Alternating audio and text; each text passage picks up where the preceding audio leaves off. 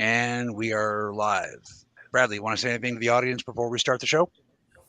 Yeah, welcome to Bradley Powell's Esoteric Hours, and please tune in with an open mind. And be kind, everybody. Come on, man. Life is hard enough. Especially getting abducted by aliens and you come on this show to talk about it and then people rude at you on the internet. It sucks. Bradley, oh, right. Okay, sorry. All right. Okie dokie. I'll be starting the intro song in a moment.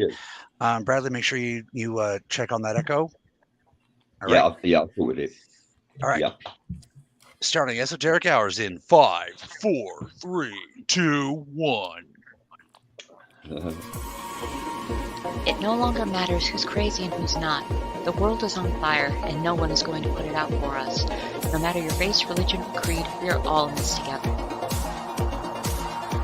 Remember, your participation is the lifeblood of social media, and right now, the content creators you love are under siege and need your help. Please like, share, subscribe, and if possible, click the donation button in the episode description. Now welcome to the Bradley Powers Esoteric Hours. It is my honor to present your host, Mr. Bradley Powers.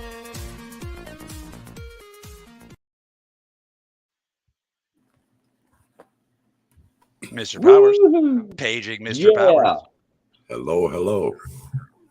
And I'd like to introduce my guest. I'm Bradley Powers, mystic and spiritual advisor, amongst many other things. And I'd like to introduce Jim Andre, alien abductee, quantum healer. Hello, you can do the most amazing of things. Very modest and humble man. And I'd like to introduce Cassidy Lightwing in the house. The lion. You didn't say it, but I did anyway. The lion. Yeah. Oh, sorry, Cassidy. How could I forget? I was distracted when I saw Daisy Ten Ponies is here. Karina Bovey is here. Gail Rand Epps is here. Candy Fowler is here. Natasha Dujanio is here. Gail Rand Epps is here. And Vic is here. I don't know how that got on there, Cassidy. Thank you. I don't know where that comes from.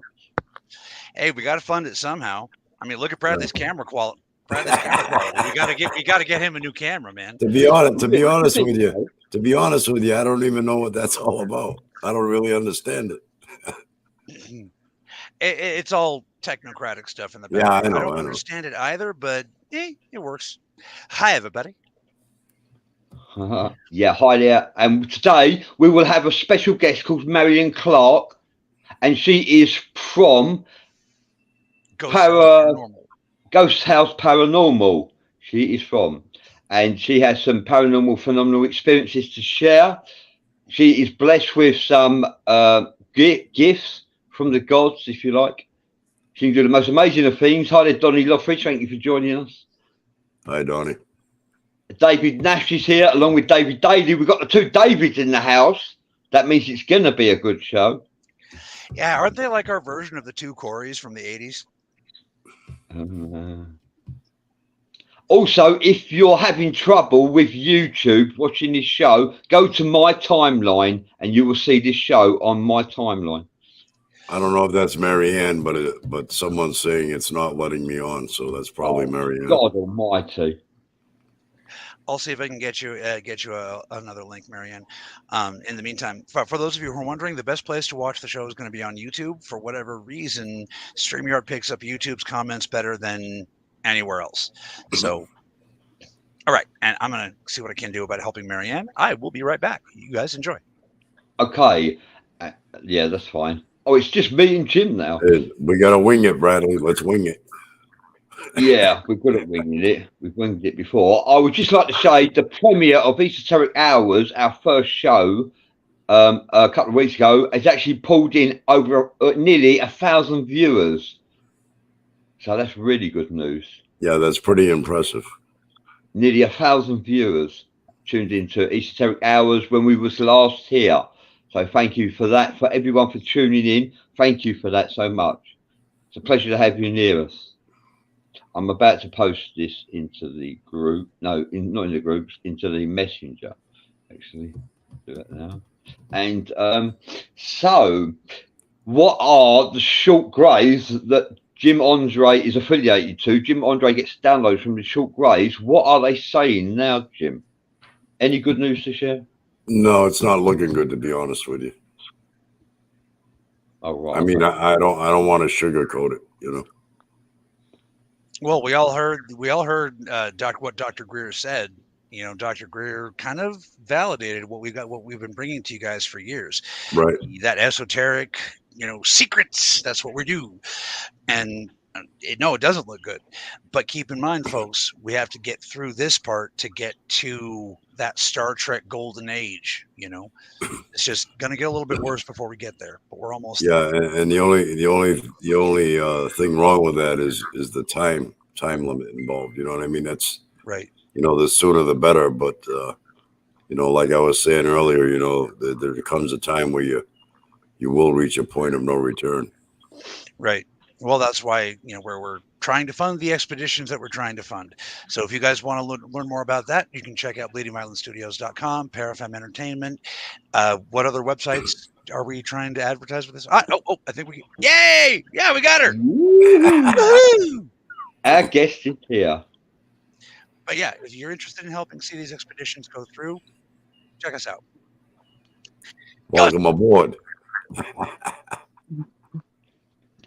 So we have got Marianne Clarke from Ghost House Paranormal here. Hi, guys. And hi, Marianne. So how long have you been a paranormal investigator or ghost hunter, Marianne? 6 years. Really? And in that time, you've got yourself a little team. You are the proprietor of Ghost House Paranormal, am I right? Yes. And you have experienced paranormal phenomena. You also have been blessed with paranormal phenomenal gifts. What gifts would you say you've been credited with? Well, I guess psychic work. I do a lot of channeling on pictures. And you and Cassidy are looking to commit yourself to a joint venture where you are actually associated with each other. Performing, what's the plans, Cassidy, with Marianne? Well, we can't tell you too much because we got to save some for the show. But kind of like how Esoteric Hours is your. I figured out how to switch my thing so I'm not mirroring anymore, and now I don't know which way to point. So basically, we're kind of like how Esoteric Hours is your show, like your baby. You know what I mean? Your vision. The show we're working on with Marianne is kind of the same thing. All I'm doing is producing and providing giggles. But ultimately, it's all about what Ghost House and Marianne can bring to the world. I am really looking forward to some of the stuff we've got planned, but unfortunately, I can't tell you anymore. Where did she go? Oh no, we're having really? Connection issues. We are definitely having connection issues. Oh my God. Or I talked too much and she got fed up with me and left. She has teleported, just like Jim has. No, I'm inclined to think connection issues because, yeah. We thought you had been abducted, Jim. No, not recently. Not recently, no. Oh, there she is. All right, picking up where we left off, why don't you talk to the people about your show?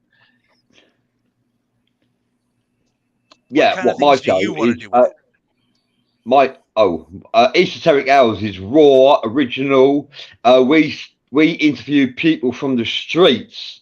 They're not homeless, no. They're people from the streets who are raw, experiencing paranormal phenomena that wish to share it, and haven't always got the confidence or courage to do so. Yet when they see people like me, Jim, and Cassidy sharing our paranormal phenomena, we inspire them to give them the confidence to actually come forward and share their experiences on EsotericHours. And we've been doing that for years. And our major target we interview are alien contactees and alien abductees. They're the most that we claim we actually target, although we also target paranormal investigators, shaman, astral projectionists, and men, and the list goes on. So back to Marianne Faithful. Thank you for joining us. I can't see. I mean, I can see you guys, but I can't see anybody chatting. Mm. How do I turn that on? Do you have what are you on? Are you on a PC or a device? On my phone. Okay, I think if you turn it sideways, maybe I think there should be an option. You should have two buttons, private and public chat. I don't know if you can see them from a phone, but you should be able to just turn it on. It should be a button in the upper right hand corner. Yeah, sometimes you just have to swipe it, like maybe one way or the other. Right.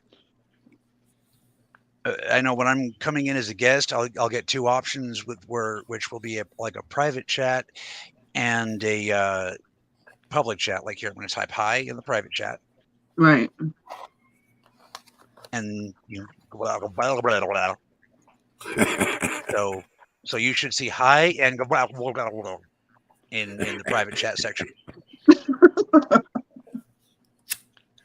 So yeah. Oh, wait a minute. So it's not right.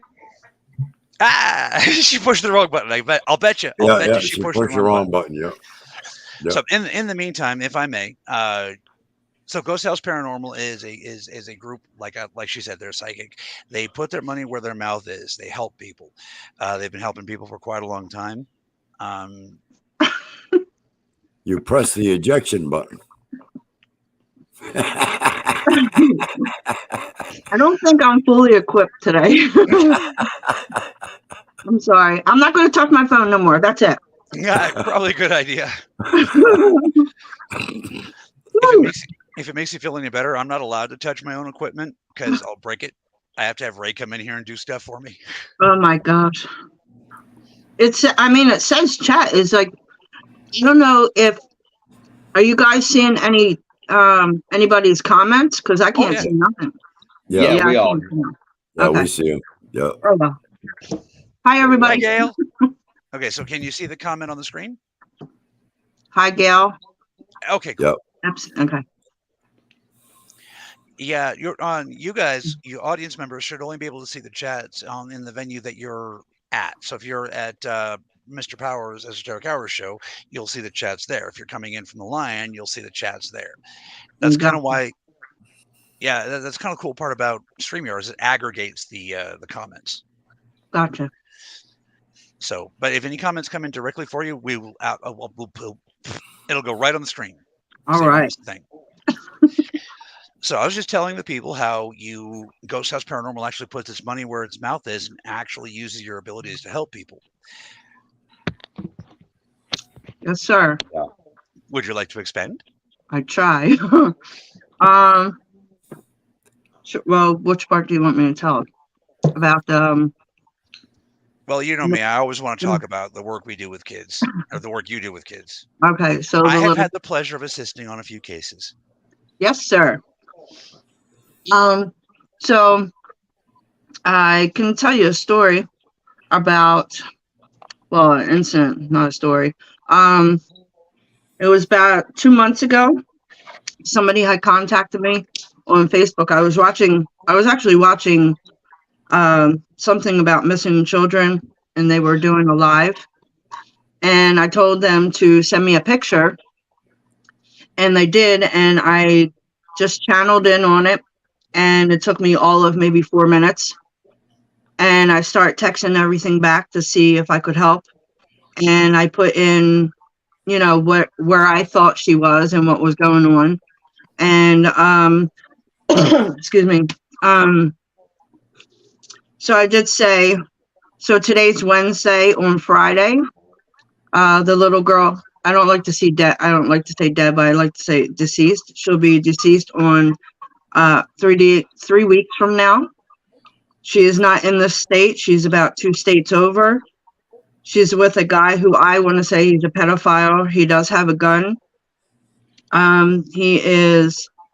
They are about 3 to 4 miles down the road.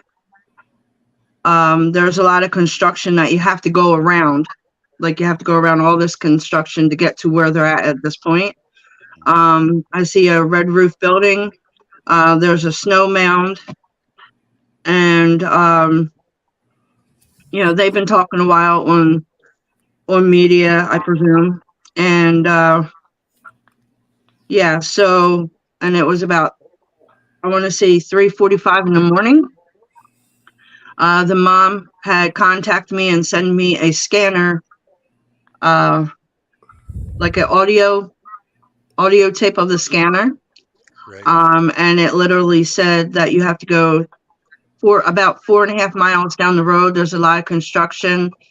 Man was found DOA, and little girl was presumed found and in safe hands now. Good. So the Red Roof building was a McDonald's. He did shoot himself in front of this little girl. I did reach out to the mom, making sure that she was okay. And I told her, you know, she does need therapy. You're going to need to get some therapy for her, because that's bad for a child to be in that situation. And then after that, it kind of escalated with everybody in the chat room. People are sending me things. Thank you so much. Can you help me find this person? Can you help me find this person? I mean, there is some skeptics on there Oh yeah. saying that, you should have gave a lot more detail. That was the detail that was thrown to me, and that was the details that helped you find that child. So I'm not trying to help. I'm not trying to hear anybody else's, input on what I shouldn't have done and what I should have done. It helped find the child. The child is safe. Right. You know what I mean? I mean, I hate to be blunt like that, but that's it. That child is home and safe and seeking therapy and everything. So, Right. yeah. Skeptics always want like a smoking gun fact, but until certain aspects of higher physics are understood, it's just not going to work that way. Like for example, time. Like you said, the facts you were given were the facts that were needed. That's a frontwards, backwards time flow situation. The skeptics are never going to be able to understand that until Yeah. we explain the higher physics. Well, some of them want well, what color was his hat? Did he have glasses? What color was his car? Some of us don't see colors right away. We Right. see only the important things that need to be said right away. And that's how I say it. You know what I mean? Like, there could be a psychic out there like, oh yeah, he was wearing, a gray hat, a green long sweatshirt, or a green button down shirt, like Andre is wearing right now. I want to see if you're paying attention. But they some can give that kind of information, and some of us can't see colors right away. Yeah, like everybody expects you to be Edgar Casey, and it's like, dude, he had his method, you have yours. You know what I mean? Mm-hmm. And that was no insult to Mr. Current Casey. Can't remember his name again. Mr. Casey. Mr. Wilcock. That was no offense to Mr. Wilcock. Every psychic has their own method. Some people can see details like that. Like that's why I don't classify myself as a psychic. I get sense. Mm-hmm. That really doesn't help. You know what I mean? That's normally what I get. I get the sense of it, and my body starts feeling a little weak. And then if I start seeing things like that time I saw at the mall, it looks like waviness, like something's there. Like like when you turn on a fire and you see the heat from the fire. Right. That's what I see, and sometimes they come through that.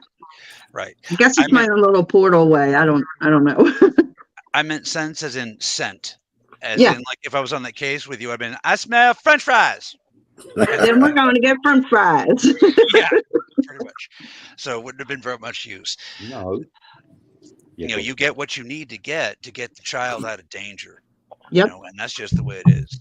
And the skeptics can complain that it's not proper Newtonian science. We'll get there. But in the meantime, your numbers speak for themselves, and the witnesses speak for themselves. I have been with you. I have seen you work on in-progress kidnapping cases and bring that kid home. So I don't give a crap what the skeptics say. I seen it. That's right. The proof is in the pudding, right? Mm-hmm. And that pudding is good. Well, thank you, sir. Yeah, that was a pretty darn good show, Mr. Facebook user. But yeah, that was. I hope Mr. Lynch and Ledesma will come back soon. But yeah, so we've seen it, you know. Casey and Wilcock, two of my favorite men of sight. Same here. Even though I can almost never remember Mr. Wilcock's name, but that's a head injury, not a disrespect thing. Anyhow, so like I said, the skeptics are always going to be there. What I want to know about you, how do you feel about the skeptics? Do they feel like hecklers to you? Do they feel like just good people trying to figure shit out? What's the sense you get from? And I apologize for my French. Are you asking me? Yeah, you. Well, there's always going to be them hecklers are out there and skeptics. So, I mean, you're not going to be able to really change that situation. But you can prove them wrong, prove them right, and, just go from that situation, because it's a wild world out here. And there are people out there that will pick you apart until you stop doing what you love to do. And they can keep trying with me because I love what I love to do, and I'm not going to stop. I'll continue with my paranormal journey. If it involves more with finding more children and more, people, then that's what it's going to do. Right. I think the skeptics can stay on their side of the fence, and I'll stay on mine. I mean, it's not like I'm not going to be nasty and I'm not going to answer your questions. But if you're skeptic about it, then you don't need to stay on focused with me if you're just going to keep putting me down when I have proof right behind me that I do what I do. Exactly. Well, I think some of them, they earnestly want to learn more about what's going on. And that's fine. That's fine. I would say that's a smaller percentage than the ones out there that just want to press your buttons. Oh, trust me, they tried to push my buttons so many times, and a lot of people on Facebook and YouTube, they'll tell you I don't take no shit. I'm back. That's it. I'm here, and you can delete me all you want, but I'll still be here. Right. The cool thing about that kind of skeptic is they run out of energy pretty quickly, so they'll make their thing and then they'll get bored and move on. The ones that are genuinely interested, they'll stick around and try to learn. And one of my favorite viewers is a skeptic, and he don't believe any of this, but he still has like theories and counter theories because he sees the statistical probability of it working. Like he's seen it be working. He knows it works. The question is how. So he throws ideas and we talk. It's great. The right kind of skeptic can be a mystic's best friend because they keep you grounded and they keep you learning. Yeah. But the wrong kind, well, we know what to do with the wrong kind. Yeah, pretty much. So, I mean, did that answer your question or? Well, it didn't really tell us how you feel about the situation with skeptics. Here's my look. I'm gonna take that answer as that question is answered. Telepathically. The skeptics don't bother me. I just let them roll off my back. What's that say? It says, yes, Marianne, the more you get under the public eye, the more retaliation you get. Got to ignore the haters and skeptics. Don't argue back. Let it roll right over you. Exactly, girl. Exactly, yeah. Or boy. And the same as atheists. I just go like that with atheists, really. You can't, atheists are set in their ways. It's very difficult to inspire them with alternative views when they refuse to accept any alternative views. Depends on the kind. I mean, you get your fanatic atheists, like that one guy who thought he was, all that on that one interview, and you get whether evangelical atheists, they say, well, if it's in the Bible, it's not true. And then they get embarrassed when science, catches up to them. But I mean, these kind of people, they come from everywhere. It's not a matter of atheism. It's a matter of they're angry at something. And this is how they choose to express it. Maybe they're just angry at being born. Who knows? But you get that kind of hater for all the religions. That you get that kind of hater for UFO culture, especially. I mean, hell, we experienced that on the show. Mm. Has anybody ever come at you, Marianne, like, "Oh, you're it's the devil. It's the devil telling you." You ever get that?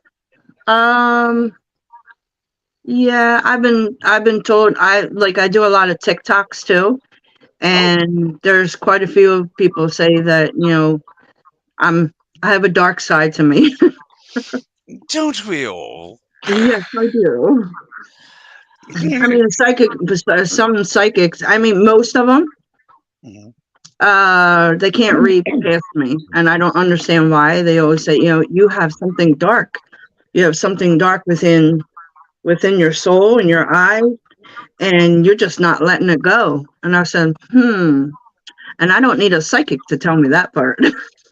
Right. This is true. I just have, I don't know. I guess I close myself off. I know how to reopen it, and I know how to close it. Like a portal. You want to open a portal, and you want to close it very delicately and properly. Right. That's me. Well, everybody has like they said, the more good you do, the more people are going to question, and that's right and good, and really that should happen. But at the same time, it can be incredibly exhausting. Oh yeah.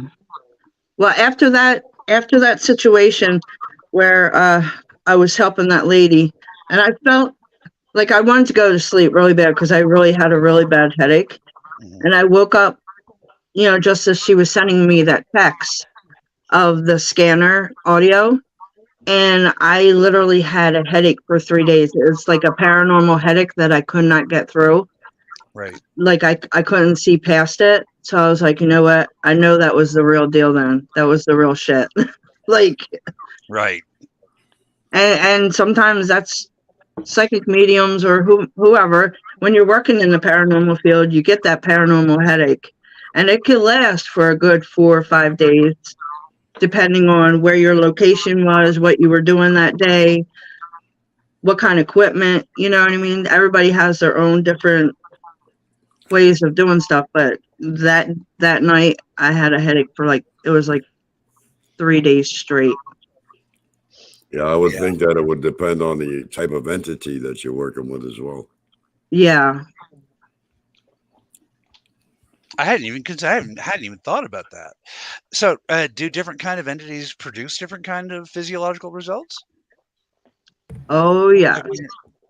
The dark ones, they can mess with, I don't even want to use the F word, but they mess with your mind so bad that some could literally attack you and do things that you don't want to do, like say suicide. It could lead up to suicide. Like the demon told me to do it.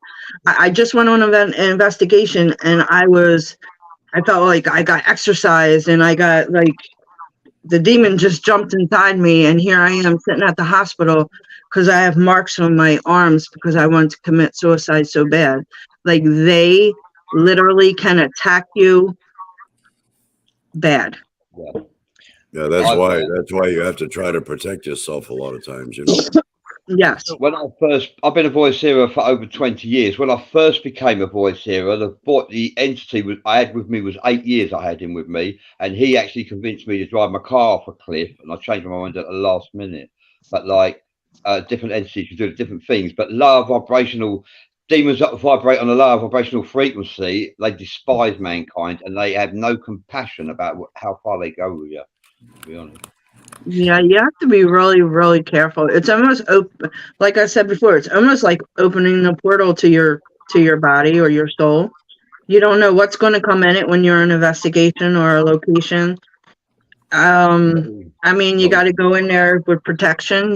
When you leave, you have to leave with the same protection that you came in with.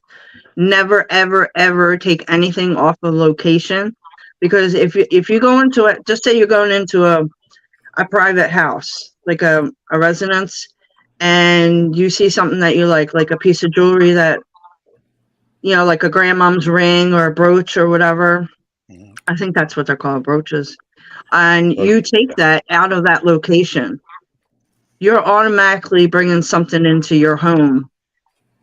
Your family could be, you know, hurt from it. Yeah, So because contacting these entities has the same like biophysical results as having a direct confrontation with them. Wow. I would say so, yeah. Well, yeah, you go into it being vulnerable, basically. and Yeah. believe it or not, sometimes not all your faults are your own, and you can't really tell the difference if Yeah. you was in a unsavory delusional state, you know, that they put you in the first place, because they feed off your lush, they feed off your sorrow, despair, your pain and your anguish. They feed off all that and eventually lead you to a path of suicide. But not all demons are bad. Please remember that. Well, I'm humbled, Marianne. Thank you for teaching me that. I feel kind of silly that wouldn't have occurred to me before. No, listen, nothing silly. It's all a learning process. You know what I mean? And that's what I tell everybody. My team sits there and, you know, well, I don't like doing this. And how do I do that? I feel so stupid asking you. I'm like, why do you even feel stupid? Everything's a learning process. Even the highest person who, all right, just say Jason Hawes from the Ghost Hunters. He had issues that he didn't know how to take care of. You know what I mean? Like it's all learning. It's all a learning process, and you teach each other. Like if you're really in the paranormal world, you teach each other. You help each other go through what they're going through.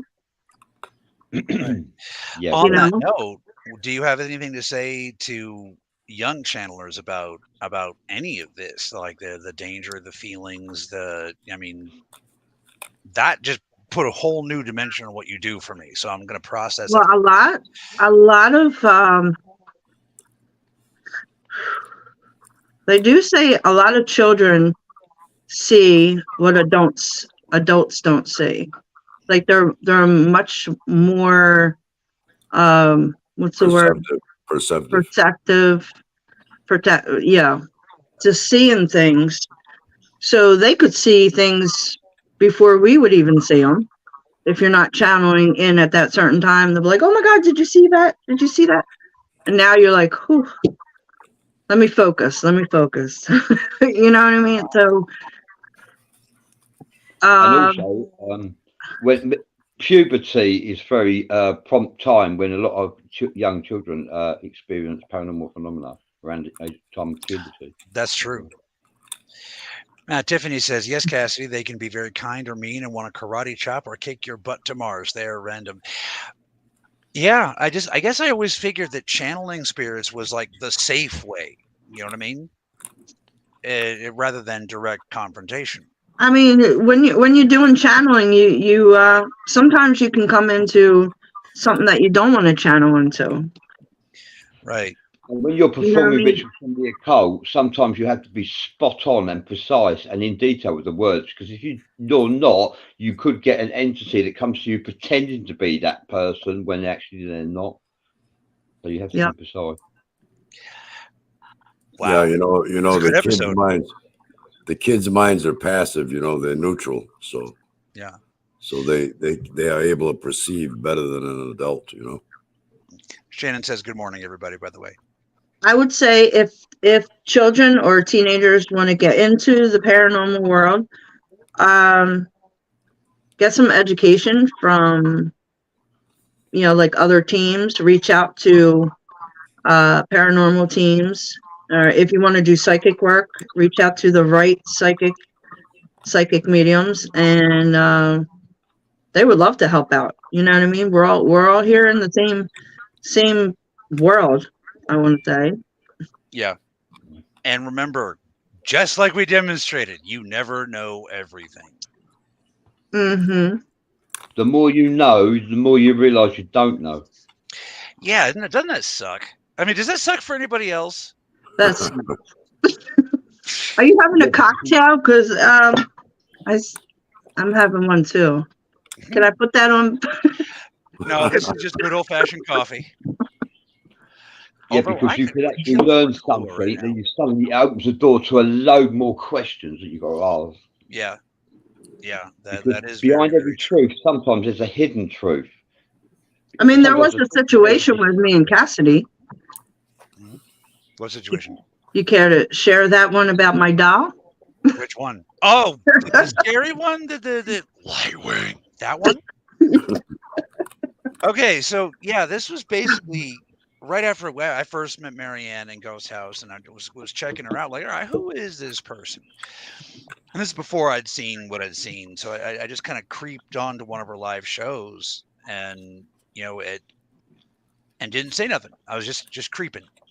And I didn't even see him that he was even on yet. Yeah, and this was back then, so it was pretty creepy. And so I'm enjoying the show, just watching, and all of a sudden, one of the spirit talkie, spooky, magic talkie boxes goes, "Lightwing is here," and I'm like, "What?" And it really did say it like that too. Yeah, I'm not exaggerating. That one, wow. And then Marianne, just casual as you please. Oh, Cass, are you here? Yes. Oh, wow. Yeah, he's like, and did he just say my name? I said, yes, he did, Kathy. He is welcoming you with open arms. It was pretty cool. Oh, yeah, Albert Einstein. No, inventor, not an inventor of LSD. I've actually never done LSD voluntarily. I have been dosed at a Rocky Horror Picture Show, but that's Einstein. The long-running joke is that that's my Chewie, my Chewbacca. And then people usually go, wait, so you're saying you're smarter than Albert Einstein? No, Chewbacca is always smarter than Han Solo. Stephen Parr is a personal friend of mine. Thank you for joining us, Stephen. He's been wanting to watch us on the show. Hi, Stephen. Yeah. Any relation to Lloyd Pye? Actually, that's his. That's not his real name, actually. Oh, okay. Sorry. We don't want to go there. Lloyd Pye has been coming up in my thoughts lately. May he rest in peace. So, yeah. Tiffany says, spirits have a lot of stories to tell if asked properly, but don't be surprised if you run into a super mean beef jerky not fan of the living, as you may have some who find humor and jokes to entertain you or prank the living. I would agree with that, and that's a tenet of shamanism too. You never know what a spirit's going to say. Now the question, and this is a question for you, Marianne, do you ever channel or get channeled by nature spirits, like Great Bear or like the Spirit of the Wind? No. Oh man. See, I've been hoping to find some kind of link between the ability to speak to the undead and the ability to speak to nature. And I'm pretty sure it's the same part of the brain. It's just. Well, I guess I kind of put two and two together. If I can share that with you real quick. Share anything you want. This is your episode. So there was two people that were interested in joining my team, but I didn't realize that I kind of put two and two together, that they were a couple. And both of them wanted to meet with me and Dave, which Dave's not here right now, but so she wanted to learn to do some grounding and meditation and stuff. So I took her down to the national park over here in New Jersey, and I just told her, like, take your shoes off, get relaxed, lay on your blanket, towel, whatever you have with you. So we're sitting here talking, and I said, so tell me, what do you need to talk about? And she said, I've been going through a lot of stuff. Me and him have been fighting. I just need some clearing in my life, and some, I just want to see if I can get you to help me clear my mind on some things. I said, okay, so let's start with the grounding part and meditation. So what you're going to do is you're going to take off your shoes and feel the ground with underneath of you. So she's rubbing her toes in the ground and da-da-da. And I said, okay, so sit down and just relax and close your eyes. And she's like, okay. And I said, I can sense that you're very scared of me, or you're very uncomfortable with the situation. And she said, no, I just don't want the guys to know. I don't want the guys to see. I was like, all right. So I told the guys to go up towards, go towards the water, take a walk, whatever. And So I sat there and I told her to cross her legs and put her arms out. And she's like, okay. And I told her to relax. Try and remember things from your past. Right. Like, what made you happy? What made you sad? You know, all these emotions and things started coming at her. She started tearing up. She goes, Mary, I'm so scared. I am so scared of you right now. I'm like, I'm not going to hurt you. I promise you. I am going to bring something to you that will change your mind about me totally. Just totally. And I'm going to try this because this is my first time doing it too. But we're doing it outside, and I'm pretty sure this is going to work. So if you have faith in me, I have faith in you. Let's do this. Let me share this with you. And she's like, okay. So she's relaxed. She's telling me about her grandma. And she thinks about butterflies. Every time she sees a butterfly, it reminds her of her grandma, because they used to walk like nature walks and going through flower beds and flower shows and stuff. So I said, okay, think about a butterfly that reminds you, one specific butterfly that reminds you of your grandma. Tears are flowing down. I said, put out your hands just like this. Close your eyes and just relax and just think about it. You have 2 minutes to relax, get yourself together. So she did, and I said, so you feel the cool breeze off the water. You're feeling the air hit you in your face. Bring that butterfly to you. Just bring it to you. Just relax. Think about your grandma. So she's thinking. When I tell you guys, there was a black and red monarch butterfly that came, it looked like it just came out of nowhere. And it was circling around her and landed on her hand. I said, you can open your eyes now, but do not move your hand. Do not move your hand at all. She opened her eyes, and there was a monarch just flapping its wings like this. Like it was calm, like it was meditating with her.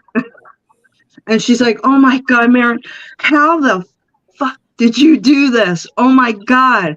So I was like, it was you, it was me, it was the nature, and your grandma. Your grandma wanted to talk to you. She knew that you wanted to, reach out to her.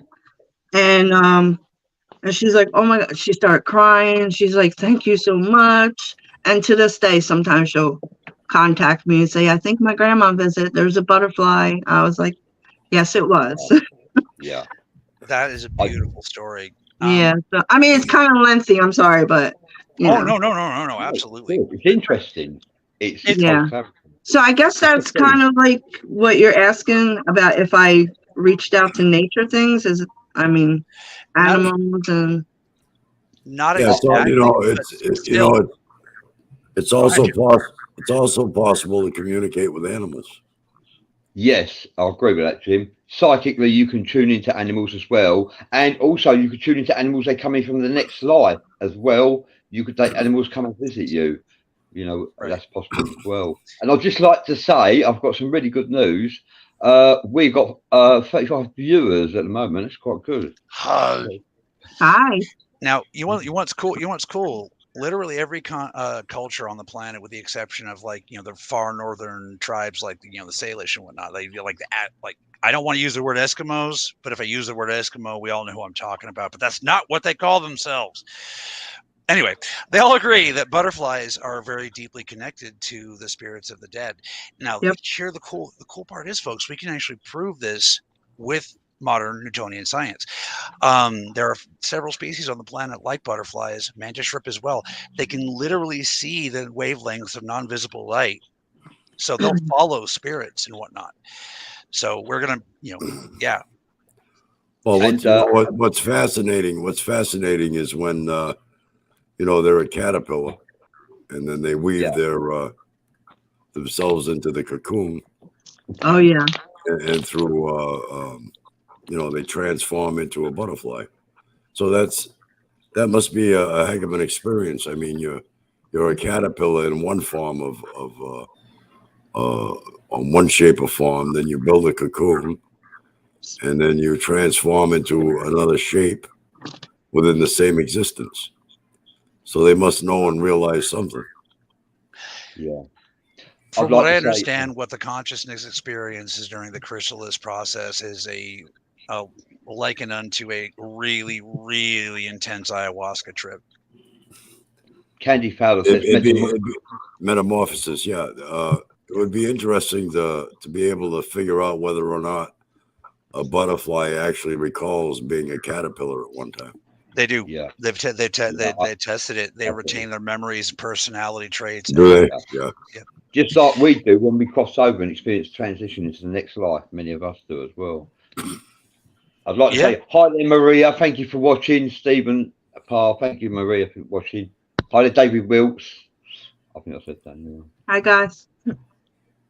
Yeah, we got a high rating. I've got a lot of viewers watching us worldwide at this moment in time, so I'm really pleased about that. So, like, this will help to promote you, Marianne. That's good news as well. Oh, yeah. Marianne Clarke is on the show. She is a paranormal investigator and ghost hunter and a proprietor of Ghost House Paranormal. Hi, David. If I have my way, Ghost House Paranormal will be a worldwide institution with, like, call centers in other countries. Like, all right, we got a missing kid on Lexington 4th. Get him on it. All right, Light Wing, what are you doing? Everybody working together. That's right. Yeah. That's the thing is, and folks, we can do it. We can do this. If there's something strange in your neighborhood, who are you going to call? Ghost House. You know what I mean? All it creates is awareness. There are light workers all over the world waiting, yearning, needing to help. They just need some direction. Yeah. Yeah. Yeah. So thank you for what you do. Marianne. You help the community really by promoting paranormal phenomena, and you help people as well who are experiencing trauma from spiritual entities. So thank you for that as well. Mm-hmm. She's even given me calls out of the blue, say, "Hey, Cass, the spirits say you're about to have a gut attack, batten down the hatches." And because of that prep, I was able to avoid a major medical incident. Yeah. Yeah. Yes, because would you like to share what you actually said earlier about your connection with Marianne regarding your daughter? With Shar? Yeah. That's up to Marianne. This is her episode. Go ahead, you can. I don't know if I can without ranting about how, your world will burn. All negotiations ended on July 1st. It's kind of, it gets depressing. That's a joke, by the way. Not all negotiations being over, but here's the thing. And this is one of the reasons why I want Marianne involved, because Char likes Marianne. She likes to talk to Marianne. Marianne's one of the few people she actually will talk to. And by the way, for those of you who do send me channelings, I really can tell which one of you are pulling my legs, because there's tells. We have tells set up just like Houdini. So, but that being said, most of you really are channeling Char, and thank you for that. But those of you who are shysters, to the moon, Alice. So the thing is where this applies to the community is what happened with Char showed the visitors that their kids can be killed. Yeah. The reaction from the visiting tribes has been swift, and you do not want to know where it's going. You guys don't want to hear that from me. I always have scary stuff to say. Hey, Jim, what do the Zetas say about the tolerance with humanity? Well, I don't know. At this point in time, they're thinking there's no hope for humanity. There's no hope for my coffee. After over 200,000 years of existence, we haven't got the game plan right yet. When are we going to? Well, okay. Now I know very little about the Zetas. Doesn't this timeline though fit perfectly with their history? Well, it does, but there's different time frames involved. Right. With like future and past and present. Right. It's hard to explain. All I can speak is from the Lyran point of view, and that involves lots of scratching and hissing. I have shared the show 57 to 57 groups, so that's good news. 57 groups, Marianne, you've been shared to. Your face is in the spotlight. And talking of in the spotlight, me and Marianne Clarke will be appearing on a trivia show in an hour's time. Okay, about paganism, the occult, the tarot, and stuff like that. Me and Marianne will be going head to head to win a prize in this trivia show. I don't know if we're going to be any good. Me neither. We're not bright, are we? You guys can text me the answers. Well, I know I'm not overly bright. It takes me 2 hours to watch 60 minutes. Yeah. Yeah, I have to keep rewinding it. I don't understand what she said. Yeah. Are you the key I've got to be master? honest. I did used to be a ghost hunter, but I stopped hunting ghosts when they came to me. But the thing is, when I did do ghost hunting, yeah, I'd see amazing things. A lot of blue lights in a tunnel when there was a train crash and a lot of people died. Stuff like that in a dungeon, like this knocking on the brick wall, which was virtually impossible. There was knocking there of someone that was trapped down there in a dungeon. I do actually. I don't know about you, Marianne, but when I go to historical monumental places, I'm attracted to the dungeon actually in many places. Yeah. What about you? I'm trying not to sing a Lords of Acid song right now. Wrong show. Yeah. Wrong kind of dungeon. Anyway. I was going to show you my new crystal that my granddaughter had bought me a while back. And when I go do certain things, I bring this with me. Oh, is that a rabbit's foot? No, that's a crystal. Sorry, it's a crystal. I like. Do you have any rabbit's foot, Marianne? I've had 4 rabbit's feet, but I had a dog, and the dog kept eating them, so I had to stop buying them. Oh wow! Rabbit's I foot. love my little gifts like this. The rabbit's feet are lucky charms. Yeah, that's a lovely crystal, a quartz crystal. It's got memory, absorbs time and memory, collects moments. If you went missing, like Marianne, because you are the keeper of that vessel, if you went missing and a psychic picked that up, they could probably tell where you are, what you were thinking, feeling, and where you are right now. Right. With that. That's psychometry, that's called. You said the word. Yay! I like Cassidy's new backdrop. That's quite professional. I've got to be honest. Yeah, courtesy of one of my friends, Lucifer. Not that Lucifer. His name is Lucifer. He's come up many times on the show over the years. But yeah, so he figured the combination of the soundproofing and the chessboard would be perfect for the show. Yeah, really. Love it. Yeah. And also, please feel free to add Marianne Clarke as a friend because she's quite friendly. So add her as a friend if you wish to. Yeah, I am. Contact me, Jim Andre or Lightwing, if you want to connect with Marianne Clarke or go or look for Marianne Clarke. But there might be more than one, so it might be best to connect with us, and we'll add her as a friend. We'll send you the link. Basically. Hey Jim, what do you have to say? What Marianne? Jim, Oh, Tiffany Reynolds is saying, Mantis say Star Trek or Star Wars, Cass, pick or choose. My students were tripped out. Space Force is a rip-off logo from Star Trek, but defined the Mandalorian Star Wars series. Thank you for sharing that, Tiffany. What you want to do is check out the constellations that are listed that are on the Space Force logo. That's not a coincidence. Ooh. Now we do need more information, but there is a strong connection between the original Star Trek and the actual situation going on, thanks to Valiant Thor, because Gene Roddenberry, the creator of Star Wars, was one of the stenographers during the Valiant Thor interviews. So, how deep that connection is, we don't know. We hope to have Laura Eisenhower on the show to explain it someday.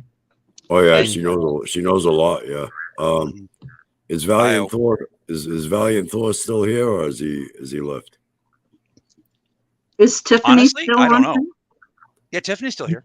I don't Yeah, I believe had Valiant 4 I had an is anymore experience with anymore. Tiffany too. Yeah. Valiant 4 is not here anymore as far as I know. He's from Venus, isn't he? No. We David Wilkes is utilize saying he's here now. we utilize the conditions on Venus to basically transmit the question. People keep asking the wrong question. You got to understand there's a language barrier here. People keep saying, where did you come from? Not where were you born, what your planet of origin, things like that. So if you ask us where we come from, we're gonna point to Venus because vortex. Yeah. I mean, our ship is still there right now. I mean, it's been seen off and on by people with not binoculars, telescopes. The New Jerusalem mothership. And We are what not happened Venusians. validates what Jim is saying is he comes bringing peace and solutions like end the nuclear war and all that stuff, and no one's interested. Which Well, actually David Wilkes says he is still here with Trump. Mm. And he's leading the coalition. Wow. All I can say is I hope Trump follows instructions this time. And it's a happy Father's Day, everybody, by the way, just before I throw that in there. Now that one I can verify for sure. Yes, Valen's definitely with the Alliance. The thing is what I can't answer the question about whether or not he's here because his consciousness is still in the network. Doesn't matter where his body is. Well, yeah, I mean, there's always communication, yeah. Yeah, so like I know he's alive, but I couldn't tell you. Yeah. Well, yeah, I know he's alive, but I was just wondering if he was still here on Earth. I have no way to know that. I'm sorry. I wish I did. But thank you for making and giving me chances to say I don't know. I like it. Tiffany Reynolds is saying to you, Marianne Clarke, she's off today. Okay. What'd she say? She's off today, just so that you know. So she's available. So after the quiz show, you might be able to contact her if you wanted to. Oh, okay, yeah. Yeah, Tiffany's really cool. If we could just do a quick shout out for Tiffany's tarot, that would be awesome. Yeah. And Tiffany appeared. Yeah, we're on every week, Friday at 4 p.m. Eastern. I'm sorry, Tiffany appeared on Saturday, not Friday. Sorry. Yeah, sometimes she comes on Ghost House too. Tiffany appeared on Esoteric Hours one day, and we for a couple of hours, and we talked about the Fae, fairies, and dragons, and all that. And I'll tell you something, we got the most viewers in a long time from her show with me. Yeah, and I must say that Tiffany is spot on with all her readings. So. Yeah, that's right. Yeah. Maybe her and I should go head to head on a show. Oh my God, like dueling tarot. Like, are you up for that challenge, Tiffany? I'll ref. River Phoenix is in the house. Thank you for joining us. We hope to have her on the show soon. She is highly esoterically intellectual. And I was going to ask you, Marianne, do you know a lot about the Fae, fairies, and dragons, and all that? No, not really. Okay. Well, that was a conversation killer, wasn't it? See, I could learn about that. Yeah. Yeah, you could. Actually. Learning about the Fae is almost a contradiction in terms. Well, I know how. All I know about the Fae is how to ward them off, how to fight some of them, but I can't detect them. Like in my energy, they just appear as like a blank spot at best. So it's like I know they don't like iron. I know some of them don't like salt. I know that there are some of them that if you thank them for what they've done for you, they will flip the hell out. And there are some that if you don't thank them, they'll flip the hell out. And how do you tell the difference? I don't know. Yeah, there's some it says don't walk on the grass, so you walk on the grass, they will actually create havoc in your day for the rest of the day. Yeah, it's good and bad in all, isn't it? Really. My theory is that the Fae are actually more alien to us than like the Pleiadians and the Lyrans are alien to you. You see what I mean? I think the Fae really are from somewhere else. Well, you got the Fae. The Fae is fairies, dragons, maybe leprechauns as well, sprites, pixies. I could go on. There's a list. There's so many varieties of Fae, to be honest with you. I'd like to get some input on this. David Wilkes claims he was taken by Valiant Thor as a child. We should have him on a show. I thought you said Ashtar Command. Yeah, that would be cool too. Yeah, Val is something of a hero. In I heard something said, a question put to you, Cassidy, but I don't think I remember the answer. Was, are you Ashtar?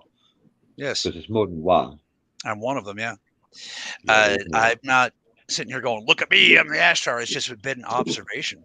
There are several prominent channelers that are super in tune with Ashtar Command to the point where they can pick out the messages for and from the different Ashtar. And what we've discovered is literally over the course of observation for about 7 years, they pick up everything I say. And then it's like Also, 3 days later, how many are there, Cassidy? as far as I can tell, 9. But 9? yeah, Right. understand that energy does not translate to material physics very well. So I'm doing my best. But as far as I can tell, 9, one for each of the primary motivator races in the alliance or tribe of light, whichever you prefer. Also, David Wilkes, please appear on our show and share your phenomenal experience. Yeah, he's saying right here, be on the show one day. That would be awesome. Yes, sir. Yeah, we'd like to have you. We would pay you well. We would pay you in kind. Okay. How are we going to pay and be extra kind? I don't. Who can be kinder than us? Yeah, we are kind. The question is, what kind? Brownies. Yeah, what kind? Brownies are the fae. Brownies are the fae. I haven't encountered the brownie. I've got to be honest. What kind of kind do you like to have? Take money. Do you take handshake? David Wilkes says he does not take money. He's not that kind of girl. So keep that in mind, Bradley. Jesse Howe is here. Hi there, Jesse. Thank you for joining. Jesse Howe is in the house. Whoop whoop. Hi, Jesse. Marianne, have you appeared on Jesse Howe's show yet? The Missing Link. Marianne, have you appeared on the Missing Link presented by Jesse Howe yet? No. Well, do you want me to set that up for you? Because that's why I'm the missing link, because I haven't been invited. Exactly. It'll probably be in 6 weeks or 8 weeks' time that you'd have to put it on your calendar, but I'll get you on Jesse Howe's show because you're definitely worthy of being there, sharing paranormal phenomena about spiritual entities and ghosts. Because there is a difference between a spiritual entity and a ghost. What have you encountered? Ghosts or spiritual entities, or a bit of both? Both. Both, yeah. Yeah, because ghosts can be like residual energy trapped in time, or it can be lost souls. Yeah, there are lots of different taxonomic classifications of that you would call ghost. And I got a question. Some of them aren't. What do you think about this, Marianne Clarke? Professor Brian Cox, who's a professor, English professor, by the way, says the Hadron Collider proves that ghosts and spiritual entities do not exist. So, what we're wondering... Hold on, is this a missing link question? That leads to the question, how did he become a professor? Yeah, I exactly. know. Is that a missing link question? Yeah, I know. Well, it goes to show you that metaphysics and quantum physics, quantum mechanics, and quantum mysticism is a science that scientists and practitioners don't fully understand. To be honest with you, they actually write it off as jargon. Some of it gibberish, but because they don't understand it. Well, when his books fall off his desk tonight, and the leg starts twittering, and smoke is filling his room, then he can give me a call.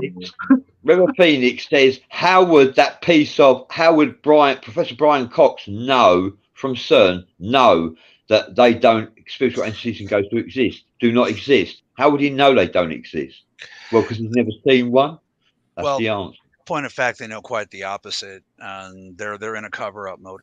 What you guys have to understand is that your scientists are not in a good place lately.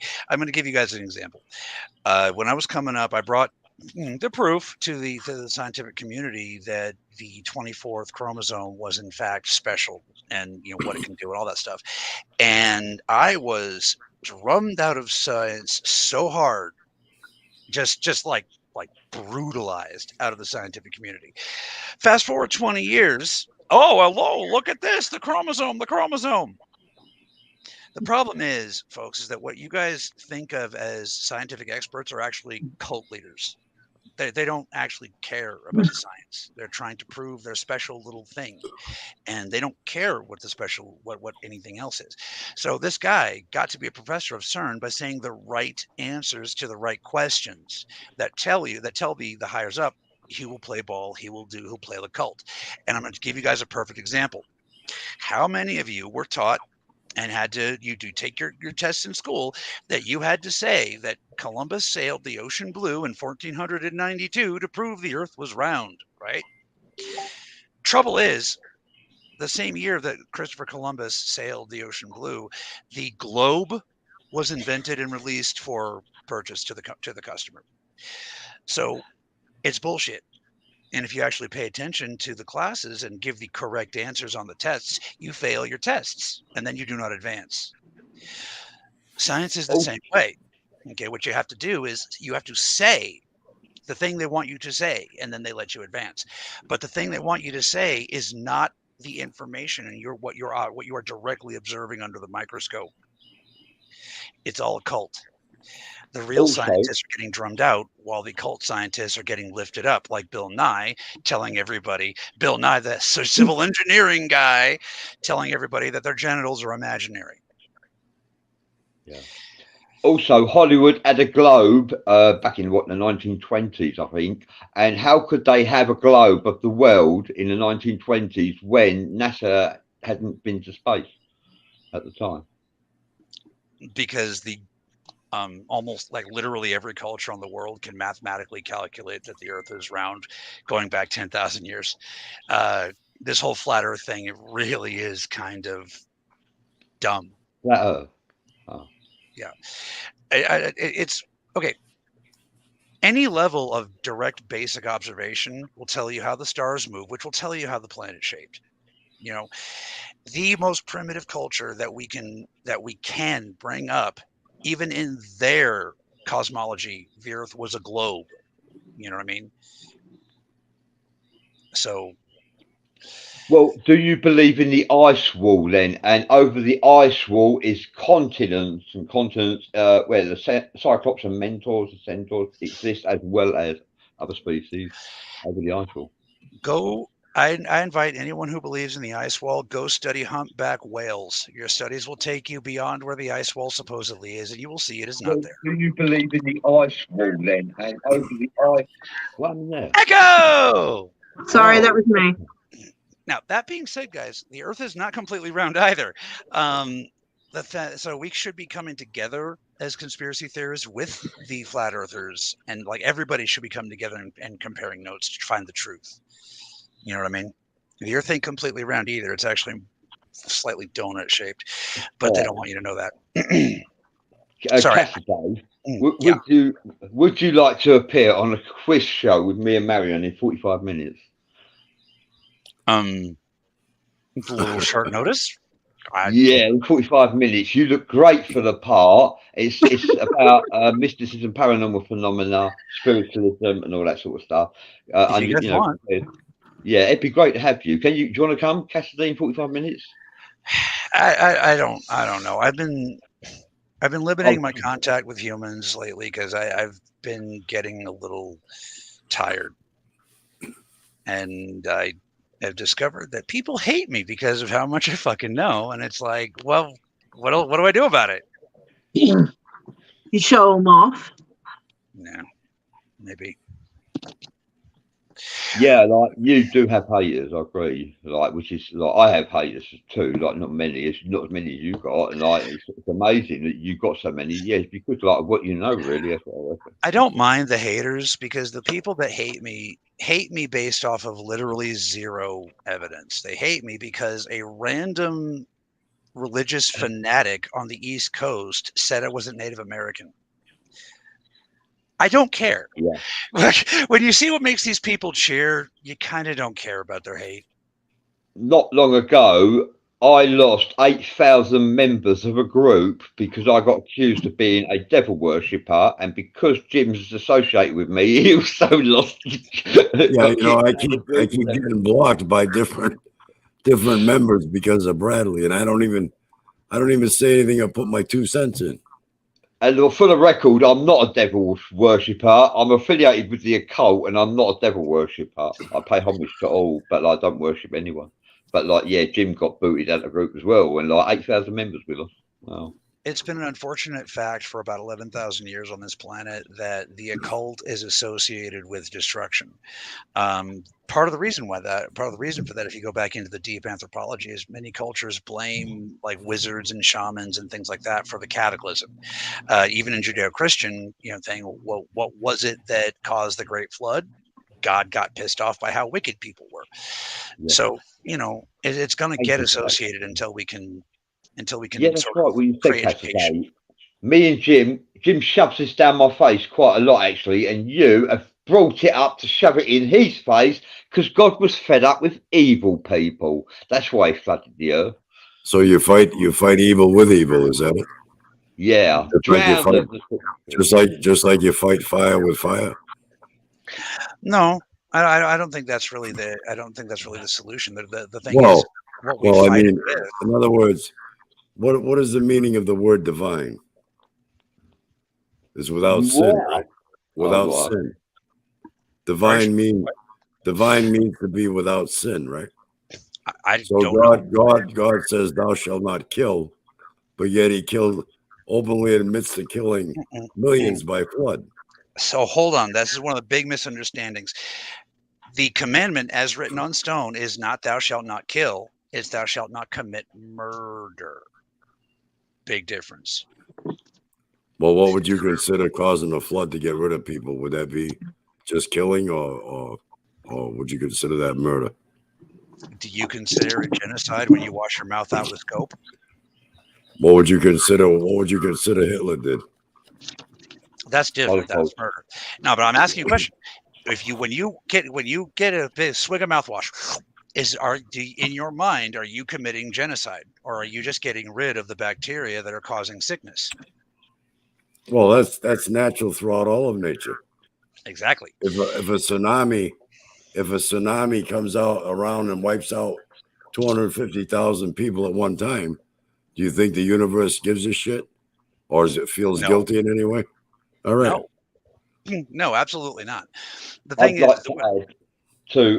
David Wilkes says that we are dragon hearts. I rephrase that. Dragon kin, actually, but yeah, thank you for sharing. We're dragon hearts. It's very kind of you, David. That's quite an honour to hear that. River Phoenix says the occult is very misunderstood, which it is. If you don't know what you're talking about, research, because the occult is very. There you go, Cassidy. I think Cassidy Lightwing is a smart genius. Only in the right areas. Everywhere else, I'm a dumbass. I myself, I'm a genie ass. Well, yeah. Thank you, David Wilkes, for saying Cassidy Lightwing is a smart genius, but I don't see our names there. And I'm a smart ass. I'm a genie ass. River Phoenix says the meaning of the word divine is a perfect blueprint that would be a pure tone, omni love. And I'm an omnimist, and many people are. They believe there's an element of truth in all religions, and there is an element of truth in all religions. And John Mormon said the flood cleared the chessboard, basically, for him to start again. Yeah. Well, the cool thing is the flood. Well, that's where we're heading. That's where we're heading now. A reset. Oh yeah, absolutely. I mean, even Dr. Greer was like, "Yeah, our contacts are saying that humans are running out of time." Yeah, we've been telling you guys for a couple of years. No doubt. The Pleiadians are charging up their fireball. The thing is, what happened 11,000 years ago, every religion has their own take. But the fact is, like the scientific fact, is that the planet was hit by a massive comet that broke up into many pieces and caused literally worldwide catastrophe. So there's floods in literally every culture, because every culture that's alive today are members of the people that survived what the scientists call the Younger Dryas event 11,000 years ago. And the common belief is that humanity pissed off the gods. That's one of the only things that every culture agrees on. Now, according to the Sumerians, what humans did to piss off the gods was whoop their ass and kick them off the planet. So the last thing that the Anunnaki did was wing a comet at you guys. I don't really think it matters. Does it really matter who was right about why it happened? No, it doesn't really matter, because in the long run, we're kicking our own ass. Right. And it's almost time again. River Phoenix says, "Love you, Dragon King. Love you too." Oh, yes. One of these days we got to do a dragon focus episode. Agreed. A dragon episode would be good to talk about. Marianne, we're getting towards the end of the show now. With all this stuff in the UFO in the news about the UFO crash in Nevada, have you ever had a non-terrestrial spirit contact you?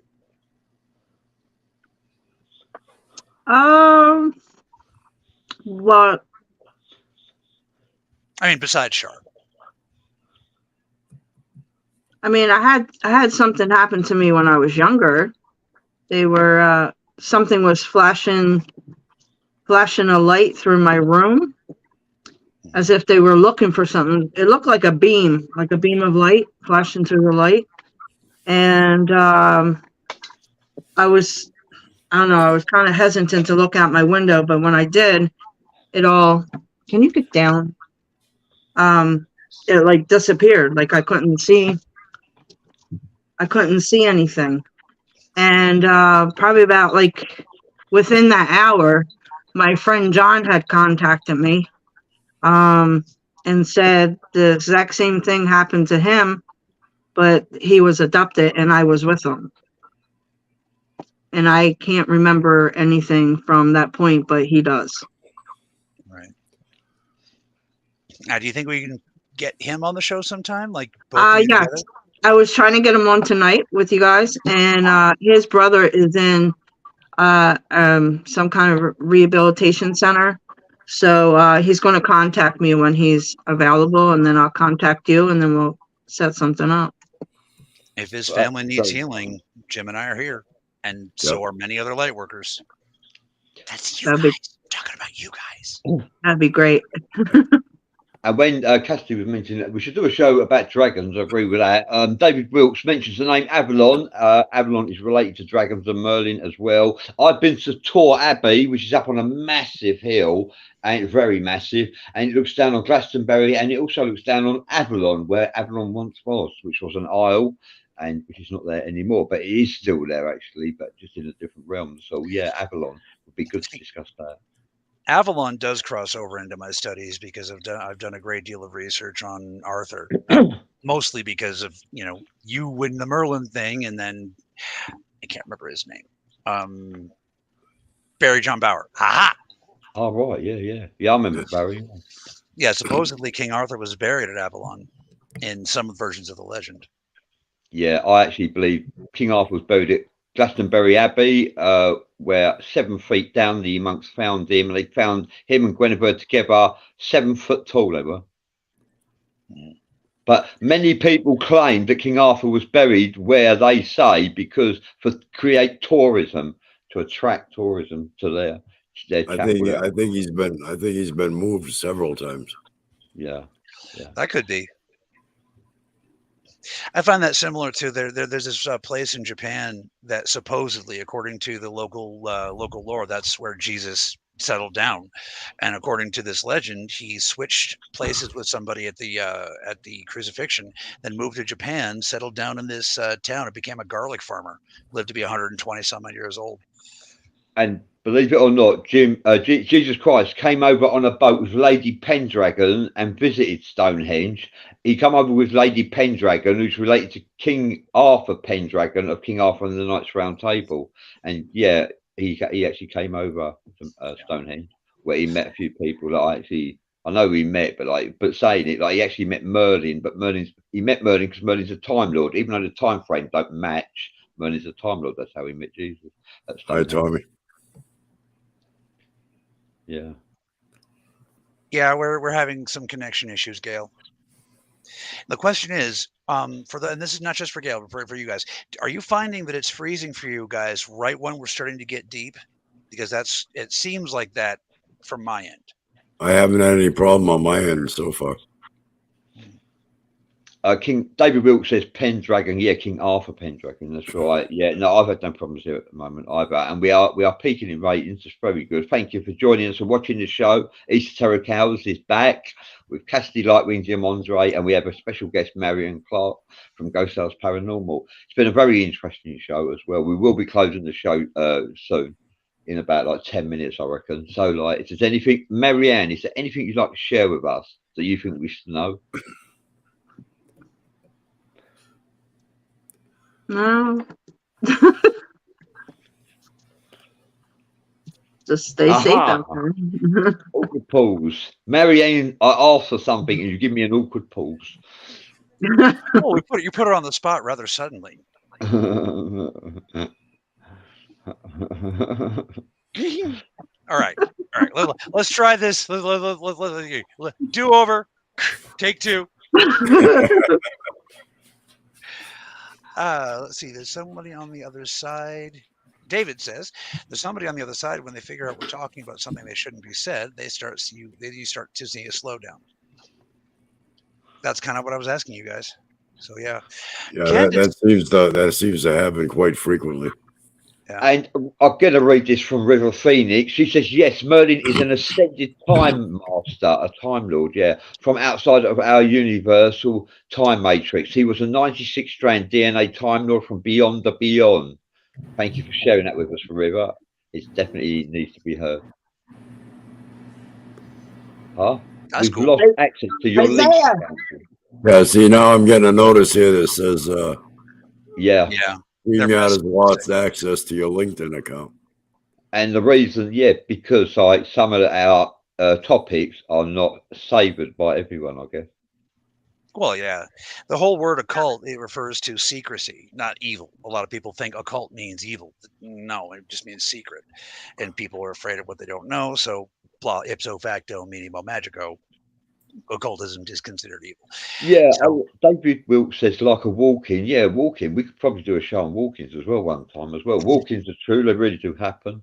Yeah, and they are possible. Yeah, absolutely. Yeah. So, Marianne.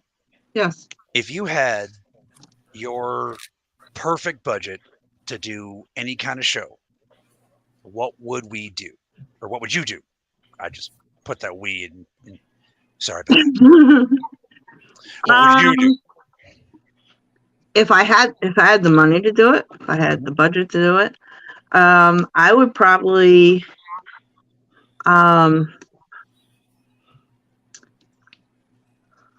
go live helping like finding the missing children. Cool. Yes. Very good. Very good. I would literally, like, I don't care if I have to strap a camera to my head to go on, the journeys and yeah. If you like to help missing children, do you like to help children trapped in purgatory, like may have committed suicide, died of traumatic death, that are trapped there? Have you ever performed a sermon to help children cross over? No. Just wondered. Yeah, because children are trapped in the ether, some say, but yeah, they are trapped there, where like they died before time. Tiffany Reynolds says dragons can take human form. Yeah, they can as well. Absolutely. Yeah. Dragons are shapeshifters. And I'd say Merlin was a shapeshifter as well, really. But dragons are shapeshifters, yeah. To answer your question, Katie, yeah, technically. The difference is I walked in on a fetus, not an already existing person. And David Wilkes has discovered a secret that was a secret, but it's not a secret anymore because David is actually sharing it. David Wilkes says, Cassidy is funny. He's great on any show. A comedy element is key for disclosure. And that's basically right. He's a proper joker, and that's why he's here. To add some humour. Jim's a satirist, and Cassidy Lightwing is humour, basically. Although that still means that a lot of what he says is credible, to be honest with you. And Marianne is an honest to goodness hero. Ooh, I was waiting to say, I was going to say, oh my God, I hate to see what they're saying about me. No, I don't think anybody has anything this bad to say about you. I really don't. I've never heard anyone have one complaint about you. Not even like, oh, Marianne, she likes them big and brown. Nothing. You know what I mean? Candy Fowler is validating the fact that absolutely dragons can take human form. Thank you for sharing that with us, Candy, because that's true. Yeah, not everybody knows that. River Phoenix says there was a dragon around you, Candy. Are you dragonkin, Candy? There's a question, isn't it? Hi there, Donny Randall. Thank you for joining us. We've got like less than 10 minutes left of the show because me and Marianne Clarke are going on a quiz show in half hour time. So like that'd be on my timeline. I think, I don't know actually, but like yeah. David Wilk says, love the butterfly story. Thank you. I did True too. story. Yeah. Yeah, and River Phoenix says a guardian about dragons. Also, you'll find that dragons are gatekeepers to portals as well. You know. All right, now I have to. Okay, so folks, everything that I know about dragons, aside from storybooks, comes from a spirit that calls itself Golem Hen, and it claims to be a dragon asleep under the island of Man. That is, everybody know what the island of Man is? Yeah, because like a lot of Americans don't know that's a place. Isle of Man is inhabited by occupants. You know the Island of Dolls. None of the people on the Isle of Man have got a criminal record. If you've got a criminal record, you can't live on the Isle of Man. Yeah, it's a little island between England and Ireland. It's like rumor has it Merlin was born there. Although I live 30 miles from where Merlin was born, some people say he was born in the Isle of Man originally and raised 30 miles from where I was born. Well, according to this Golem Hen creature, it says that there's a series of caves under the Island of Man that are occupied, and that's where it's sleeping. I don't know if that's true or if it's a spirit messing with me. And that's why I don't like channeling. Dragons can be underground and battle each other underground as well. It has been known. Merlin's aware of this as well. And I'm going to answer this. Tiffany Reynolds, me and Marianne Clarke are on a quiz show and we'll be answering questions regarding paganism, the occult, spiritualism. Would you like to join us, Tiffany, and be on the show with us? It's up to you. Let me know. Yeah. And Candy Fowler says, thank you. I'm Dragon Friend, long-standing connection. You're Dragonkin, Candy. Oh, that's why me and you are connected. No wonder. That makes sense. We've got 6 minutes. River says, gatekeepers to the Akasha worlds. The Akasha world is home to the ascended masters and time lords. Okay, I know about Akasha is. Akashic records. So you're saying that there's wait, if I understand, you're saying there's a cave on the Island of Man that leads down into Akasha? Am I understanding this correctly? That would be pretty cool. Just get me some spelunking gear and a GoPro. Let's go. Let's do it. Allegedly, we signed the Book of Life in the Akashic Records Library before we actually enter the womb of our mother. We see our parents probably 9 months beforehand, allegedly. Some say. And Tiffany Reynolds said, Ireland has elves, dragons, fairies, gnomes. Not just Ireland, but Ireland is prominent for elves, dragons, fairies, gnomes, sprites, pixies, and like much, much more. Yeah. There's a couple of places I'd love to go do a show in Ireland. There are photographs of fairies in islands around some gravestones and places like that. At the bottom of the garden, yeah, photos of fairies, believe it or not. But what about that house that got discovered? And they went down into the basement and found loads of little bodies, skeletons and bodies of little creatures. Loads of them. And that's what happened. That's not just happened once. Need more information. I think Go on. I think Australia is pretty fascinating myself.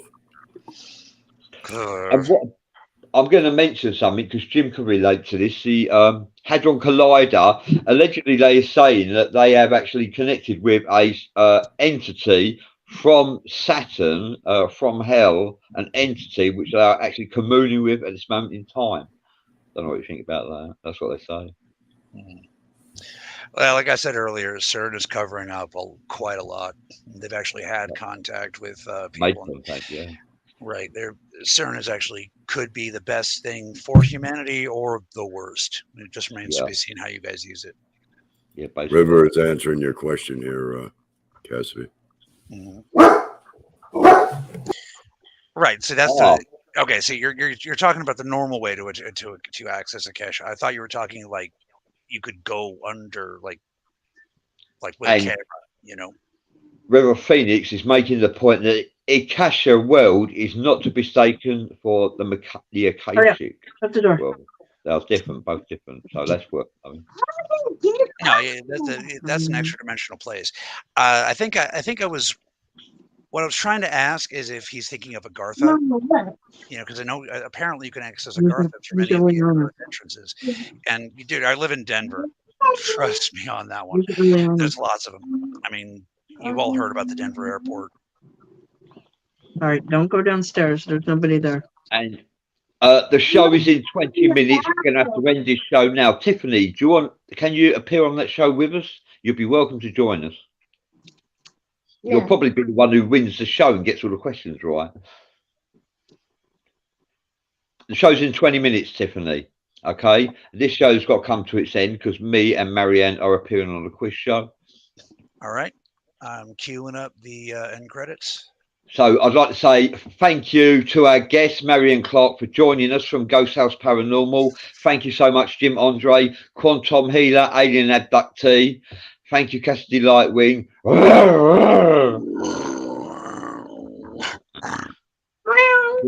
And thank you to everybody who actually watched the show and joined us. We peaked with viewers today, like up to 40 at one point. And thank you for watching. Thank you for supporting the show.